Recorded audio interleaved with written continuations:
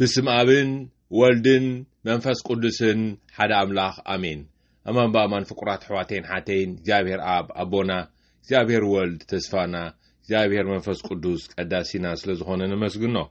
قداميت نباب كم ملغتي هواري باولوس نفس بروما كم معرف 13 كفقدي شومونتي حواتين حاتين نحاد حدكم من فقار انت زي كوينو مس حدا كوا عدا ايهالكم مغنياتو اتنبص ايو زفكر نحكي فصيمو ايو اتي ايتزمو ايتقتل ايتسرق بحصوت ايتمسكر زي ገንዘብካ ايتمنى زبل قال تزازاتون كله بتي بصايكا خم نفسها افكر زبل تزاز كتوت ايو فقري نبصايا غفو ايتغبرون ايا بارسي فقري مفصمتا حقي ايا كاب مزمور 112 نግዚአብሔር አመስግንዎ እቲ ንግዚአብሔር ዝፈሮ ትእዛዛቱ ብምፍጻም ኣዝዩ ባህ ዝብሎ ሰብ ብሩኽ እዩ ደቁ ኣብ ምድሪ ክስልጥኑ እዮም ዘርኡ ኸኣ ክባረኹ እዮም ቤቱ ሃብትን በረኸትን ሙሉእ እዩ ቅንዕናኡ እውን ንዘለኣለም ይነብር ነቶም መሓርትን ርሕራሓትን ጻድቃንን ዝኾኑ ቁኑዓት ሰባት ኣብ ጸልማት ብርሃን የውፅኣሎም ዝርሕርሕን ዘለቅሕን ሰብ ብሩኽ እዩ ንተግባራቱ ብቕንዕና ይፍጽሞ ጻድቕ ሰብ ፈጺሙ ኣይጋገን እዩ ንዘለኣለም ከዓ ክዝከር ይነብር ክፉእ ወሬ ኣይፍርሆን እዩ ኣብ እግዚኣብሔር ይውከል እምነቱ ከዓ ጽኑዕ እዩ ንሱ ተባዕ እዩ ንጸላእቱ ከም ስዕሮም ከዓ ርጉጽ እዩ ንድኻታት ብልግሲ ይህብ ልግሱ ኣይውዳእን እዩ ሓያልን ክቡርን ክኸውን እዩ ክፉኣት ሰባት ነዝሪኦም ይሓርቁ ብጽሊ ኣስናኖም ይሕርቁሙን ይጠፉን ትምኒቶም ድማ ከንቱ ኮይኑ ይተርፍ ናይሎም ወንጌል ካብ ወንጌል ሉቃስ ካብ ምዕራፍ 14 ካብ ፍቕዲ 25 ኩሉ መኒንካ ንክርስቶስ ምስዓብ ብዙሓት ሰብ ምስኡ ይኸዱ ነበሩ ንሱኻ ግልጽ ኢሉ በሎም ናባይ ዝመጽእ እንተሎ እሞ ኣቦኡን ኣዲኡን ሰበይቱን ደቁን ኣሕዋቱን ኣሓቱን ህይወቱ ከይተረፈቱን እንተ ዘይጸለየ ወዲ መዝሙረይ ክኸውን ኣይክእልን እዩ መስቀሉ ጸይሩ ደድሕረይ ዘይስዕብ ዘበለ ወዲ መዝሙረይ ክኸውን ኣይክእልን እዩ ካባኻትኩም ከ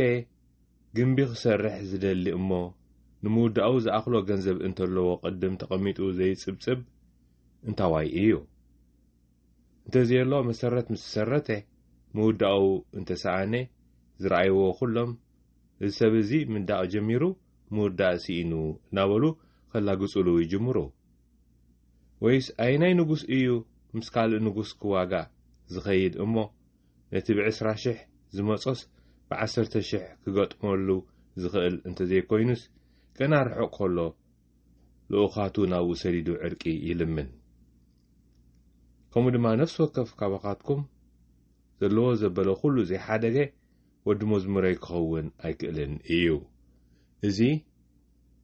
ወንጌል ጎይታና እዩ ብሓቂ ፍቁራት ኣሕዋተይን ሓተይን ሎሚ እቲ ወንጌል ነቲ ዓብዪ ዋጋ ናይ ምኽታል ናይ ምስዓብ ክርስቶስ የምጻልና ንስኻ እንታይ እዩ ኮታ ንሕና እንውንኖ ነገር ብምሉኡ ይውንነና ምዃኑ ክንርኢ ትንውንኖ ዝናተይ ንብሎ ንሱ ተመሊሱ እቲ ነገር ናቱ ይገብረና ይመልከና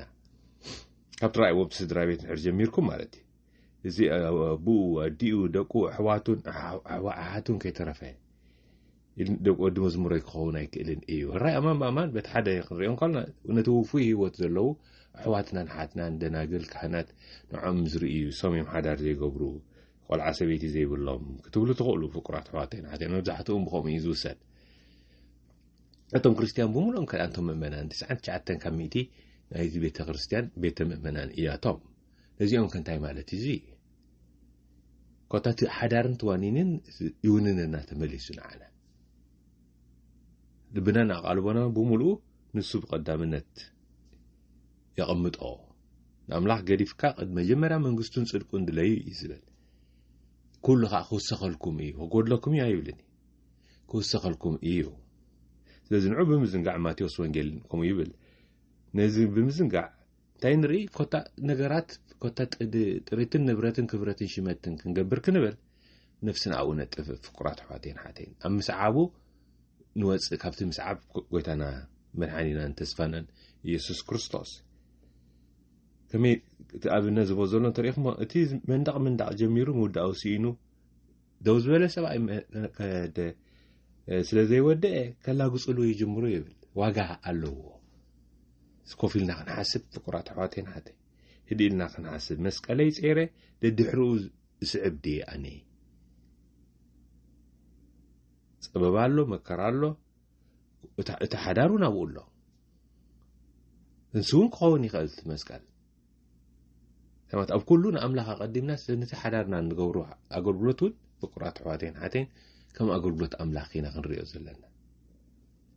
ከመይ ንሕና ንውንኖ ነገር የብልናን ናይ ኣምላኽ ኢና ፍቁራት ኣሕዋቴን ሓተይን ኣምላኽ እዩ ዋናና ንዓና ልብና ኣብ ልቡ ክዕርፍ እንተደኣ ኮይኑ ፍቁራት ኣሕዋቴን ሓተይን ብንጹር ክንሪኦ ኣለና እቲ ናተይ እንብሎ እቲ ቀዳምነት እንህቦ ነገር ኣምላኽ እንተዘይኮይኑ ዋላ ጽቡቕ እውን እንተኾነ ኣቡኡ ኣዲኡ ኣሕዋቱ ሰበይቱ እዚ ጽቡቕ እዩ ፍቁራት ኣሕዋቴን ሓተይ መደብ ኣምላኽ እውን እዩ ከነፍቅሮም ከነገልግሎም ንዖም ኣይነፍቅሮም ኣይኮነን ንዖም ኣይነገልግሎም ኣይኮነን ንሱ ፍረ ናይቲ ምስዓብ ኣምላኽ ክኸውን ኣለዎ ፍረ ናይቲ ልብና ኣብ ልቢ ኣምላኽ ምዕራፍና ከመይ ከም ተሓውና ኣጎስቲኖ ዝበሎ ልባትና ኣባኻ ክሳዕ ዘዕረፋ ዕረፍቲ የብለን ኣብ ሓዳር ክዕርፋ ይኽእላን ፍቁራት ኣሕዋቴን ሓተይን ኣብ ኣቦናን ኣብ ኣዴናን ኣሕዋትናን ሓትናን ኣብ ኩሎም ዝኾነ ፍጡር ክዕርፍ ኣይኽእልን ኣበይ ደኣ ክዕርፍ ዝኽእል ኣብቲ ዝፈጣሪኡ ልባትና ኣብቲ ፈጣሪኡ ዝኾነ ኣምላኽ ክዕርፍ ዝኽእል ስለዚ ንዑ ብምርኣይ ወዲ መዝሙር ተኸተልቲ ክንከውን እንተደኣ ኮይኑ ቤተ ክህነት ክትኮኑ እንተደኣ ኮንኩም ይብል የለን ኣብዚ ካህናት ክትኮኑ ደናግል ክትኮኑ እንተደኣ ደሊኹም ይብል የለን እንታይ ደኣ ደቂ መዝሙረይ ተኸተልቲ ኣርድእቲ ሰዓብቲ ንዓ ሰዓበኒ ይብለና እንከሎ ንኩሎም ክርስቲያን ነቶም ብኣብን ወልድን መንፈስ ቅዱስን ዝተጠምቁ ክርስቲያን ማለት እዩ ተኸተልቱ ሰዓብቱ ምዃንና ክንርኢ ኣነ እስዕቦ ዶ ኣለኹ እዩ ተቐዳማይ ሕቶ ማለት ናይ ሎሚ ዝስዕቦ እንተደኣ ኣሎ ኮይኑ ኻት መስቀለይ ኣሎ ዶ መስቀለይ ፀይረ ድየ ዝስዕቦ ወይስ ነቲ መስቀል ከማን ኣየስተውዓል ኩሉ ናይ ረኣኽዎም ዘለኹ ቃልሲ ምዃኑ ማለት እዩ ትማይ እንታይ እቲ መስቀል ፍቁራት ኣሕዋቴን ሓተይ ጸሎትን ጻዕርን ጾምን ጌርና ኢና ክንከዶ እምበር ጽንኩር ህይወት እዩ ከመይቲ ኣብ ዓለም ዘሎ ካብ ሰሜን ናብ ደቡብ ካብ ምብራቕ ናብ ምዕራብ እንታይ እዩ ወትሩ ጥሪትን ንብረትን ክብረትን ሽመትን እዩ ስስዐ እዩ ንዓይ ጣዕመኒ ፍቁራት ኣሕዋቴን ሓተይ ካብ ርእስኻ ሳይትወፅእን ካብ ርእስኻ እንተወፅኻኻ ንኣሕዋትካ ንሓፍትኻ ንሰብኣይካ ንሰበይትኻ ጥራይ ኮይኑ ይተርፍ ኣብኡ ተሓፂሩ እናተረፈ ፍቁራት ኣሕዋቴን ሓተይ ነዚ ብመን ይገልጾ ሓውና ጳውሎስ ይገልጾ ንሓድሕድኩም ተፋቕሩ ንሱ እቲ መስቀል እዚ ካብ ማህፀን ክሳዕ መቓብር ዘሎ ህይወት ቤት ትምህርቲ ናይ ፍቕሪ እዩ ኣብዚ ቤት ትምህርቲ ፍቕሪ ድሕሪ እቲ ፍቕሪ ክኢልናዮን ለሚድናዮን ልብና በቲ መንፈስ ቅዱስ ፍቕሪ ማለት እዩ መንፈስ ቅዱስ ድሕሪ ተረቲዑ ኣማን ብኣማን እቲ ህይወት ኣብ ክርስቶስ ምስዓብ ኣብ ክርስቶስ እቲ ጽድቂ እቲ ብሩኻት ምዃን ኣብዚ ምድሪ ንጅምሮ ፍቁራት ኣሕዋቴን ሓተይ ንሓድሕድኩም ምፍቓር እንተዘይኮይኑ ይብል ሓውና ጳውሎስ ምስ ሓደ እኳ ዕዳ ኣይሃልኹም ምክንያቱ ብዕዳ ረኣይዎ ካልእ ዕዳ የለን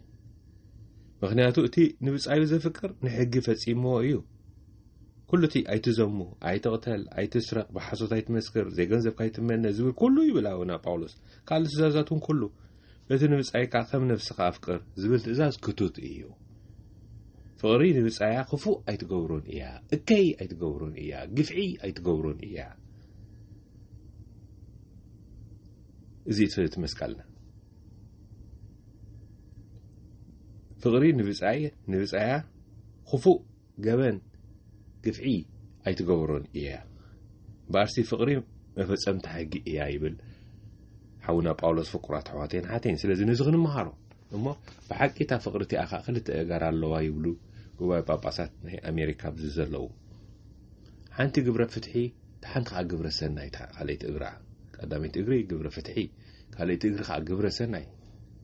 كمي كلت أجرين تلو وعد دويلا دلديلا بتكبر تبيشبط معلتها هيوت كنريان قال قبر فتح انتاي سلمنتاي عمز قالو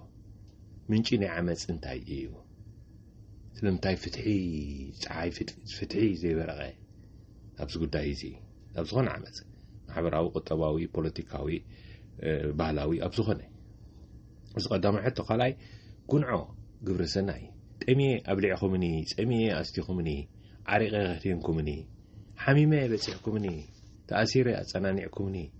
ጉንዖ ኸኣሎ እዚ ኪኖ እቲ ሕጊ ዝሓቶ ሕጊ ፍትሒ ዝሓቶ ኺኑ ከዓ ምግባር እዚ ክልቲኡ ጋር ተለዋ እሞ ታተይ ክትብል ተጀመረት ፍቁራት ኣሕዋተይን ሓተይን ክትስጉም ትኽእል እንተሰጎመት ፍቁራት ኣሕዋተይን ሓተይን ክትጎይ ትኽእል انت ويت فكرات حواتين حاتين كتغسغس تخيل بزخا حبرتسب ጨው ምድርን ብርሃን ዓለምን ይረክብ አሎ ማለት እዩ በዝኻ ተለውጢን ሕብረተሰብ ዝመጽእ ኩሉ ብፍቅሪ እዩ መዛዘም ሕጊ እያ ምንት እዚ ፍቅራት ሕዋቴን ዓቴን ቲ መስቀልና አልዕልና ወትሩ ማዓልታዊ ክንክተሎ እሞ ኣብዚ ቤት ትምህርቲ ፍቅሪ መፍቃር ሕዋትናን ሓትናን ክንመሃር በቲ መንፈስ ቅዱስ ልብና ረትዒው ኸዓዳሴ ናይ ነፍስ ወከፍና ናይ ልባትናን ናይ ልብ ሕብረተሰብን ምንት ክንከውን ሓቢርና ንጸሊ ወጎይታ ናይ ሰላም ካ መሳርሒ ግበረና ጸሊ ኣብ ዘለዎ ፍቅሪ በደል ኣብ ዘለዎ ምሕረት ግፍዒ ኣብ ዘለዎ ፍትሒ ማእሰርቲ ኣብ ዘለዎ ፍትሓት ጥርጥር ኣብ ዘለዎ እምነት ተስፋ ኣብ ዘይብሉ ተስፋ ጸልማት ኣብ ዘለዎ ብርሃን ሓዘን ኣብ ዘለዎ ባህታ ከም ንዘርእ ግበረና አሜን ስብሃትና አብን ወልድን መንፈስ ቅዱስን ይኹን ጥንት ከም ዝነበረ ሕጅን ወትሩን ንዘላለም ዓለምን አሜን